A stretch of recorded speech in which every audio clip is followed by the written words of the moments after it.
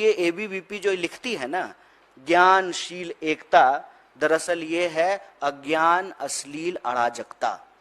और यह बात जो है मैं आपको उदाहरण के साथ दे सकता हूं, और साल भर 2 साल की बात तो छोड़ दीजिए, पिछले 1 महीने में जो है जितनी गुंडागर्दी और वायलेंस की घटनाएं एबीवीपी के लोगों ने की है, यह बहुत ही शर्मनाक है। और इसकी जिम्मेवारी जो है सरकार में बैठे हुए लोगों को लेना पड़ेगा, प्रशासन में बैठे हुए लोगों को लेना पड़ेगा।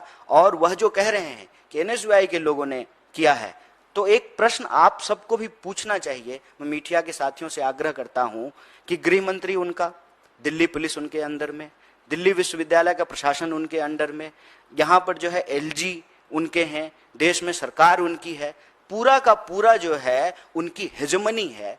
उस वक्त जो है वो अपने वायलेंस को जस्टिफाई करने के लिए अनर्गल और झूठे आरोप लगा रहे हैं। हम आप सबके माध्यम से दिल्ली विश्वविद्यालय के विद्यार्थियों को और देश को भी, क्योंकि दिल्ली विश्वविद्यालय का सवाल अब सिर्फ विश्वविद्यालय का सवाल नहीं है, ये देश और समाज का भी सवाल है। हम आप सबसे यह आग्रह करते हैं और आपको आश्वस्त करते हैं कि आप धैर्य रखें, कोई भी परिस्थिति हो जाए, जो हमारा विचार है, जो हमारा एजेंडा है, उससे हम 1 इंच पीछे नहीं हटेंगे। और एजेंडा हमारा ये है कि इस बार पहली बार मैं आपको ये कहना चाहता हूँ कि दिल्ली विश्वविद्यालय में विमेंस एजेंडा लाया गया है।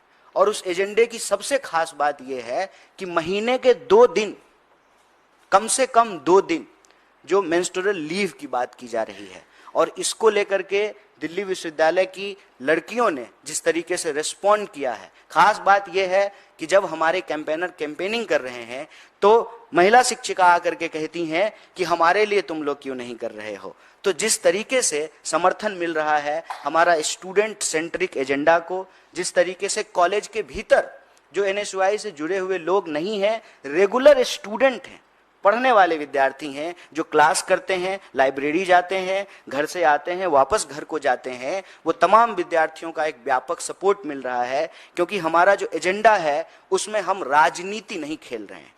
हमारे लिए ये नहीं है कि दिल्ली विश्वविद्यालय का चुनाव जीतें और तुरंत से जो है भाजपा में मंत्री बनने का जो है विकल्प खुला हुआ है। जो सरकार में होते हैं उनके प्रति यह आकर्षण स्वाभाविक है, लेकिन हम तो विपक्ष में बैठे हुए हैं और लगातार इस देश के मुद्दों पर बात कर रहे हैं। और आप हमारे पैनल को भी देखिए, हमारा पैनल साधारण किसान बैकग्राउंड के बच्चे हैं जो स्कॉलरशिप से पढ़ करके दिल्ली विश्वविद्यालय में पढ़ने के लिए आए हैं। और हमारा जो पॉजिटिव एजेंडा है, जो पॉजिटिव वाइब है, उससे व्यापक तरीके से विद्यार्थी भी जुड़ रहे हैं और विद्यार्थियों की सेवा करने वाले लोग भी जुड़ रहे हैं। और हमारा जो पैनल है उसमें एक लड़की के पिताजी जो है वो आर्मी में थे, माताजी उनकी जो है किसान हैं, तो वो समझते हैं कि सेवा का क्या मतलब होता है। इसीलिए हमने कहा कि चाहे देश में कोई भी इश्यूज हो, मणिपुर की अगर आप बात करें तब भी ये चुप रहे, महिला पहलवानों की बात करें तब भी ये चुप रहे, विश्वविद्यालय का बजट कट किया गया तब भी ये चुप रहे,